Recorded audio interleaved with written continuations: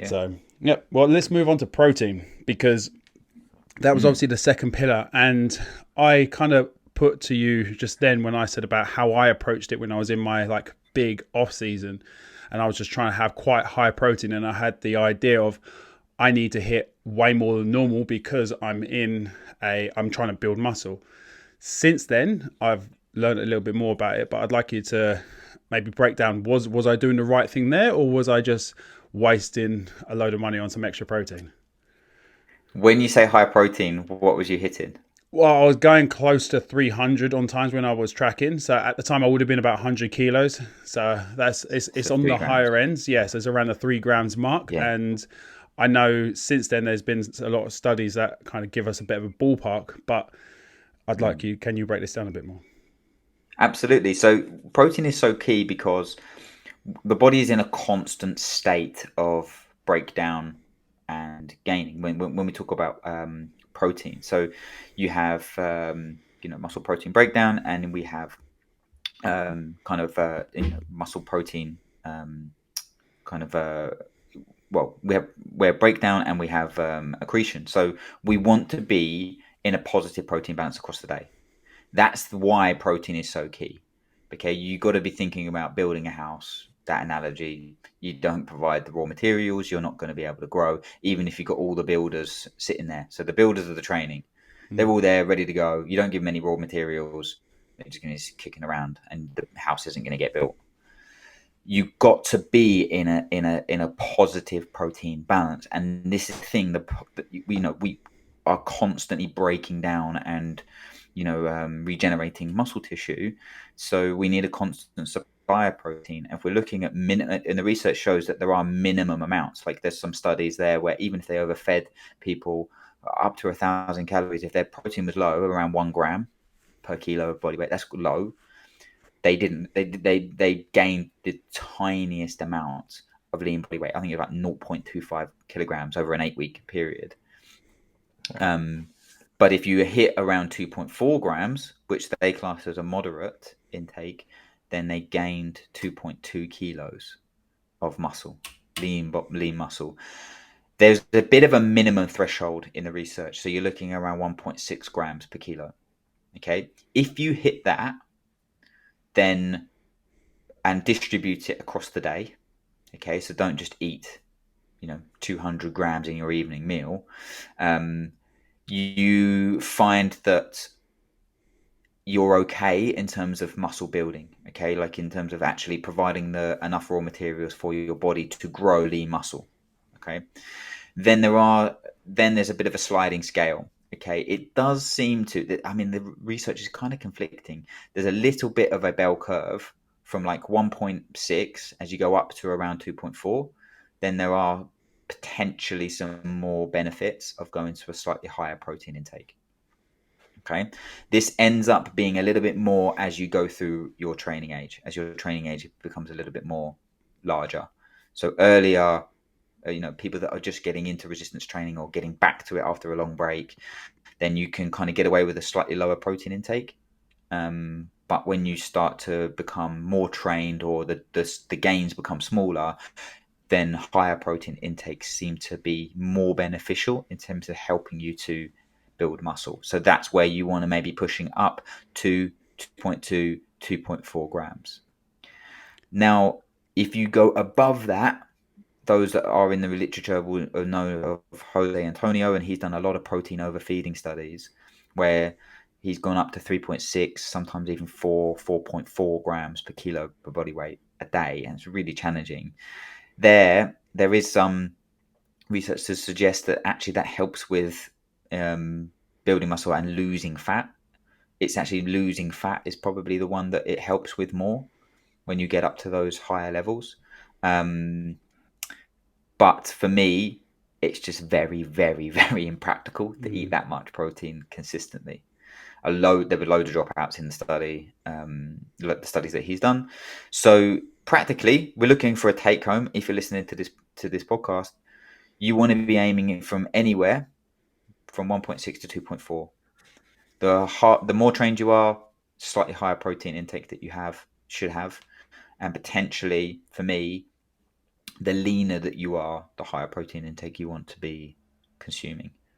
Does this Um, differ if we're focusing on building strength? Because obviously, building muscle, we want that kind of like steady supply of protein throughout the day to aid in protein synthesis and just as you said, to try and stay in that protein rich state. Whereas if we're trying to build strength, the goal isn't necessarily to build muscle. So would we need to change our approach? Do we need less protein or do we need more protein? Like what would you recommend there? you don't need more protein, Okay. definitely not. Like you wouldn't. This is something that we're going to come on to now, the carbohydrates, which is my one of my favorite topics to Mm. talk about in muscle building, um, because carbohydrates do so much. So for me, when you're trying to get stronger, it's like it doesn't, like you say, you kind of spoke about that guy, the 75 kilo guy. Like he doesn't need to put on more weight. He's very, very strong. What he needs to do is provide energy for that training session. Protein's a terrible source of energy. So if you're increasing your calories by protein and you're already matching the minimum amount, then you're not going to be providing a adequate energy source to help with training, which is the key thing for driving strength. Mm. So you need to put more weight on the bar. You need to hit higher percentages. You need to be able to do, more reps, more intensity, more volume, and carbohydrates are going to help you to do that as opposed to more protein. So for me, getting stronger, you need more carbs. And Once just once quickly, protein is matched. so just lastly then on the protein part before we move on to carbohydrates, would timing of protein matter as much with strength training compared to muscle building? There isn't. No, it wouldn't change if I'm honest. As long as you are supporting your training window, that can be pre and post training, pre or post training, with some form of protein. And as long as your distribution across the day is relatively even, it doesn't have to be perfectly even, but as long as you have that kind of consistent protein intake, then you're going to be maximizing protein synthesis. You're going to be reducing muscle protein breakdown, and you're going to be in an anabolic state, providing the body with a constant supply of amino acids to repair. Now, from a strength perspective, that doesn't change. You still, muscle hypertrophy and muscle, size is still going to be a contributor to getting stronger. So you still want to do that. Um, it just means that you don't need to potentially kind of add any more and take up the calories that you would be consuming from carbohydrates when you're trying to get stronger. You need those. So Mm. the differences don't necessarily change too much between those two. You still need to be doing the basics. You need to be doing the fundamentals. Otherwise, you are going to be having gaps in your progress. Awesome. Before we do get onto carbs, I've got a couple more questions on protein. I Yeah. think a few listeners will probably be asking, what does consistent mean? How many meals a day? Ideally, evenly spaced. Are we thinking 3, 4, 5? What gives us the best coverage to stay anabolic for most of the day? There again is a lot of factors. It be dependent on the type of protein, depending on what you're eating it with. So, for me, aiming for 4 feeds across the day allows you to evenly spread your protein intake as a pretty much of a bare minimum. So we're looking at breakfast, lunch, snack, or shake, dinner. Even if you eat 3 meals and have a snack, a shake kind of thing, it's that even distribution across the day is a pretty good starting point. I know fasting Great. is a different thing that we need to cover in a different episode, but then this is a key practical tip that I would say to a lot of people. If you're then trying to increase your calories to either increase strength or get bigger in terms of muscle hypertrophy, often we just think about eating more, eating bigger meals.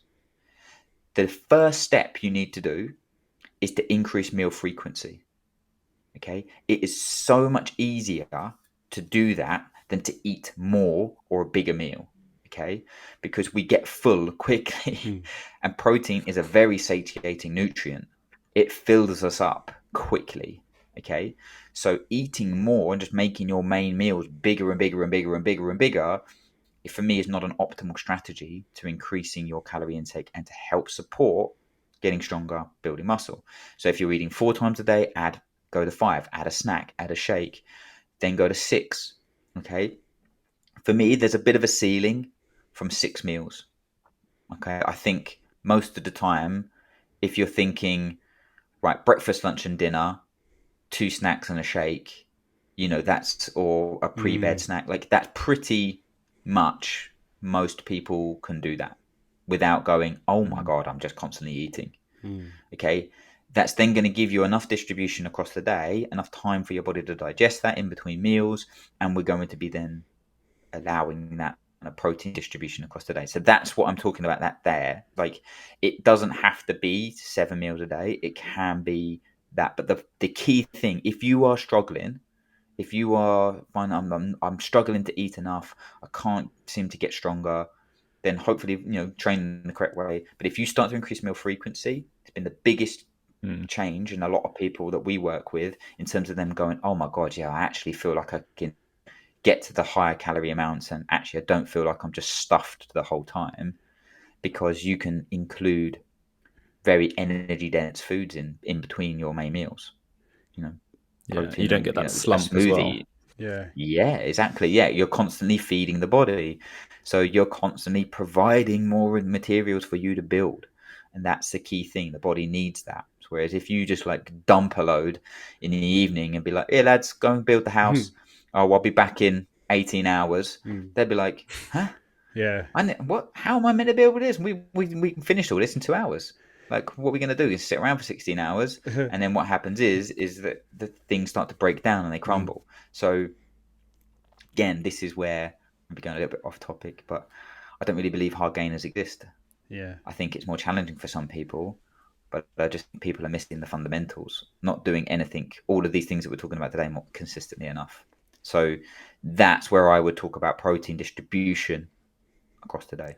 Can I piggyback on that as well? As in, like, from previous experience, even with like clients and so forth, I've definitely erred on the closer to 5 meals, mainly because I feel with Mm. 4 meals, especially people that struggle to eat, getting enough protein in 4 meals is quite a big amount. So, like, Yeah, say for it's someone tough. like myself, if I'm trying to hit, say, 200 grams of protein a day, that's 50 grams of protein per meal.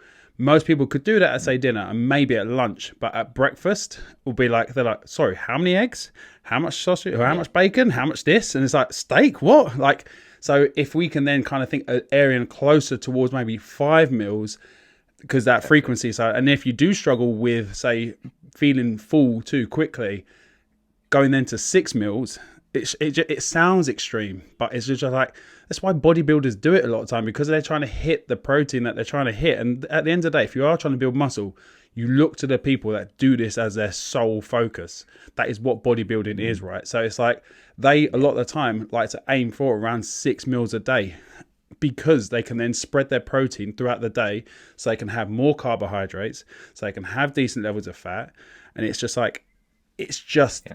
I just don't think people are willing to also change their habits at breakfast time to get more protein, because their first thing is, okay, 100%. I'll have my normal breakfast and a shake. It's like, could you not have some normal food? Could you not have some real food at breakfast rather than just Mm. relying upon a Mm. shake? I know that is an option, but the benefits of whole nutrient dense food is so much better than a protein shake.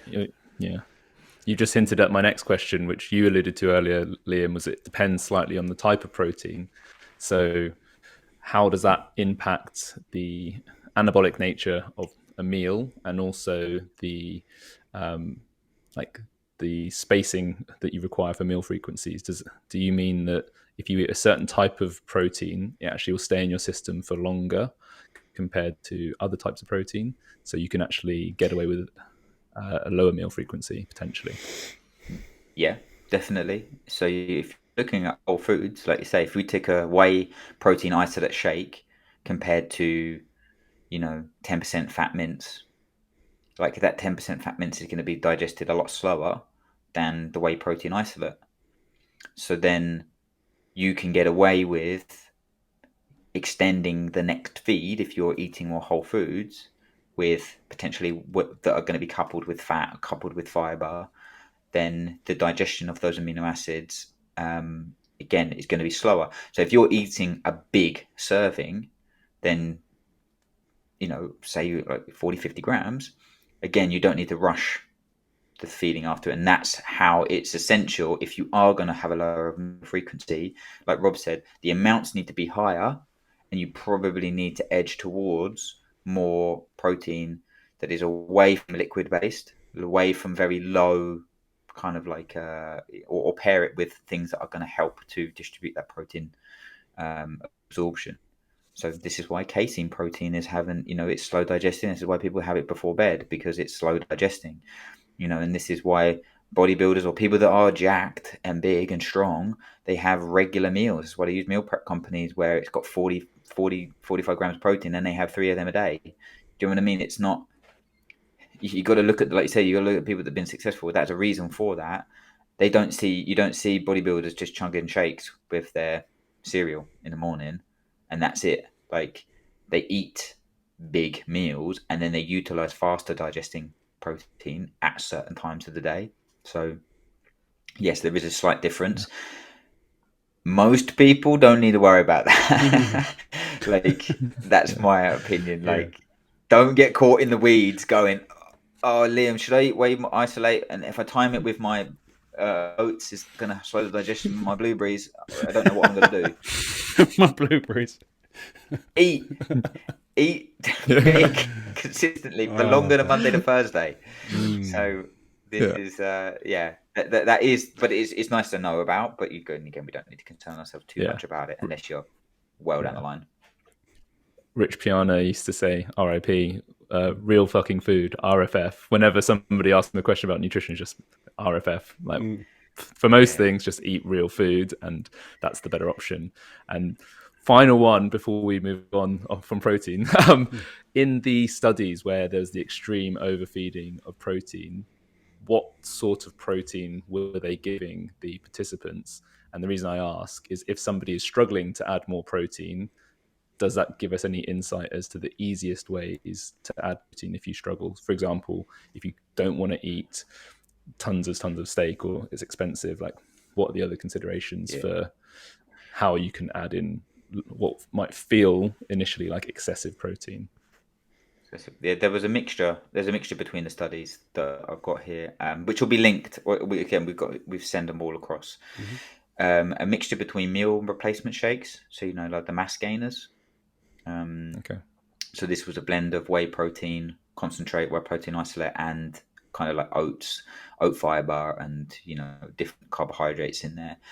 And then one of them was with like fast food. So they had 2 fast food meals, like burgers. To jack the calories up, because I kind of understand that people might go, oh really? And I'm like, well, if you've got to eat 1,200 calories more, it's quite challenging to do that from fiber rich energy, like nutrient dense foods. So they did that to put their protein up. That was a 2.4 gram compared to the 1 gram. So it depends, like the studies are mixed between just eating a little bit more of their normal diet. So they were educated in terms of increasing the portion sizes. Some have added mass gainers in, so their dietary habits stay the same, and they've just added a mass gainer shake in. And others, again, dietary habits stay the same, more consistent for that person to be following their diet, and then adding in, like you say, 2 like more energy dense options in between that. So for me, again, you got to get that fundamentals, real fucking food first. And then I do think that when people struggle to get higher calorie amounts, utilizing liquid nutrition and utilizing the, like products such as mass gainers and such as what we call super shakes. Sometimes I get people to blend up like 700 calories worth and just sip it through the afternoon in between their meals. Do you know what I mean? I'm like, well, there's 700 calories there. People use whole milk. Like, use whole milk, use a banana, use some, some protein. And, you don't have to put that much protein powder in it. You can use yogurt, use some fruit, use some nuts or seeds or nut butter, and all of a sudden, like, you'll be surprised at how quickly you can get to a high calorie amount. And you sip that as like, an extra over your day, and there's how you can get a higher calorie amount without then impacting your normal meals. This is the way that you got to kind of think about approaching it. So Brilliant. moving into the world of carbohydrates, I want to finish off with this little bit of protein as well.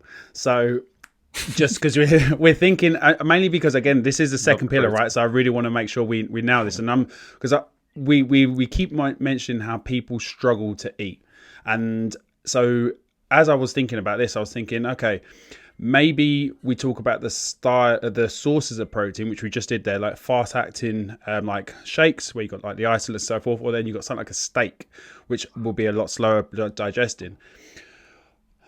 Would you then probably err on the side of leaner cuts of meat, leaner steak, leaner mince, say like chicken mince, for instance, like 5% and stuff like that? That's then going to digest quicker, so we can still have a high protein and then get fat sources from other sources, like say like avocados, nuts, and so forth. Because that protein in my head would then break down faster because it's a leaner protein. Is that correct in my thought? It will break down faster, yes.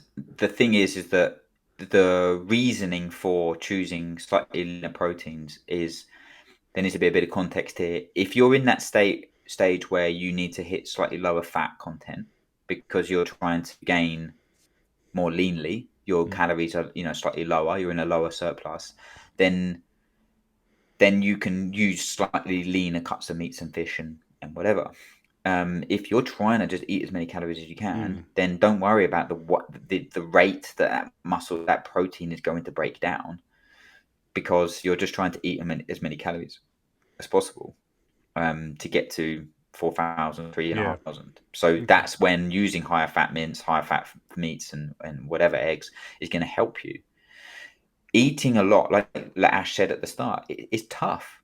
Like there's a common issues that people find or there's things that make food more filling, and that's high protein content in general, high fiber content, high water content.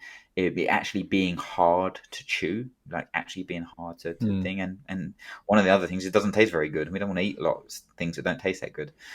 So what you can do is we've got some advice on how to eat more calories, and this is where we would suggest, like, instead of eating a whole steak, like if you were eating a rump or a fillet and you got to chew it and cut it, how much easier is it to eat mince? Mm. So make it pre-digested, broken down. How much easier is it to eat, like slow cooked chicken, which is like shredded, as opposed to like a whole chicken breast? If you're thinking about vegetables, eat ones that are lower fiber, tomatoes and cucumber and spinach and things, as opposed to broccolis and cauliflowers and, like voluminous ones. And if you're looking at carbohydrate sources, again, more rices, more pastas, more noodles, as opposed to, whole new potatoes that are going to fill you up relatively quickly and not give you the most bang for your buck.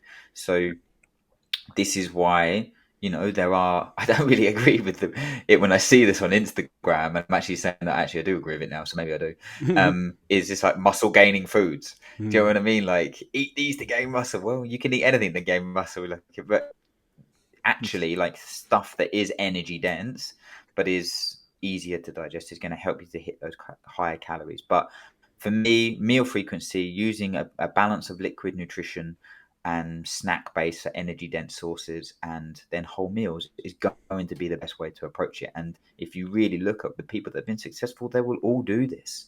They don't all eat just only whole meals and loads of broccoli, and I know, like, they will mix it up. And yeah, for me, don't worry about the rate of protein breakdown. Just worry about getting enough in. Yeah, my thought obviously with the protein breakdown was for if people get full easily. So it's just like I'm thinking more as does it digest quicker? So because this is then where I wanted to then go into the carbohydrate side of stuff, because if we're trying to increase calories and we're hitting our protein and we've got our protein target, and if we say pick a chicken mince rather than a 20% steak mince, and then we get the extra calories that we would have got from the 20% steak mince, and we put them in the carbohydrates, so calories equate to the same, but we now get more carbs in that meal and we still hit the same protein.